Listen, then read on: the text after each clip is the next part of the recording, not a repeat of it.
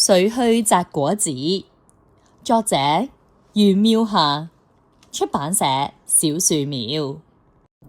小節有4位好朋友，他們是小恐龍青豆、火火、朗朗和貝貝。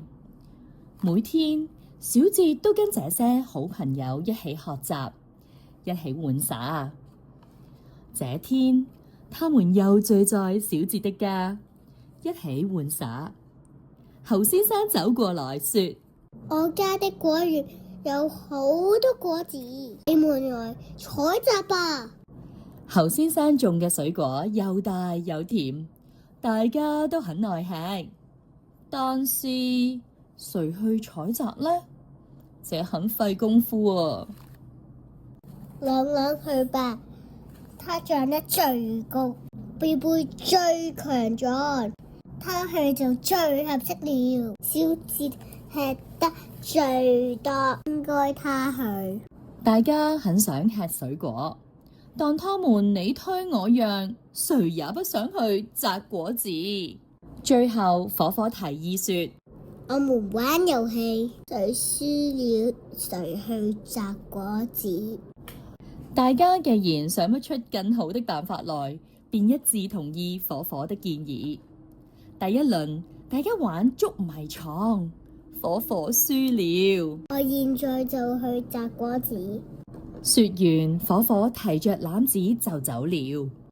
不久，火火摘了一大籃蘋果回來，蘋果又紅又大，又爽又甜，好吃極了。小節吃完一個，還要再吃一個呢。吃完蘋果，他們開始玩拍球遊戲，誰拍的次數最少，就算輸。這次貝貝輸了。貝貝到侯先生的果園摘了一籃芒果回來，芒果又甜又大又多汁，好吃極了。小節吃完一個，還要再吃一個呢。吃完芒果，他們開始玩賽跑遊戲，由起點跑到終點，誰跑得最慢，誰就算輸。這次小節輸了。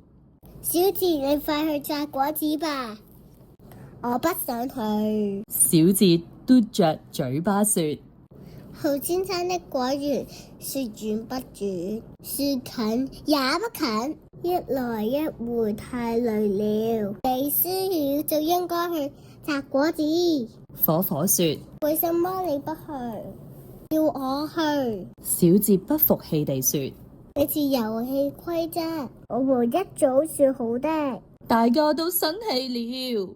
小節不守遊戲規則，大家都唔跟他玩啊。小節沒趣地坐在一旁，小恐龍不理他，他也不理小恐龍啊。媽媽回來了，看見小節悶悶地坐着，便向大家了解事情嘅經過。媽媽從購物袋中拿出一件黃色的襯衣送給小節。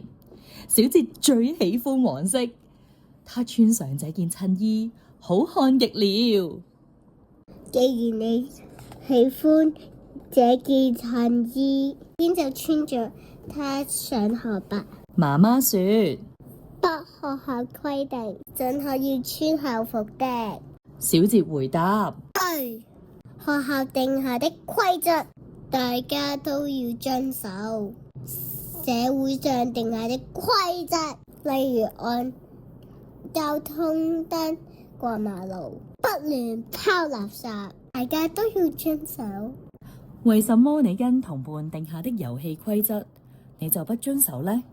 媽媽說：我累了，不想走動。小節輕聲地說出咗佢嘅原因。你累了可以跟同伴商量，休息一會再去，但不能不守規則啊。媽媽說：我現在就去摘果子。小節明白自己嘅問題了。第二天，小節帶來了一籃李子來，李子又甜又大又多汁，好吃極了。大家吃完李子，又高高興興地繼續玩耍了。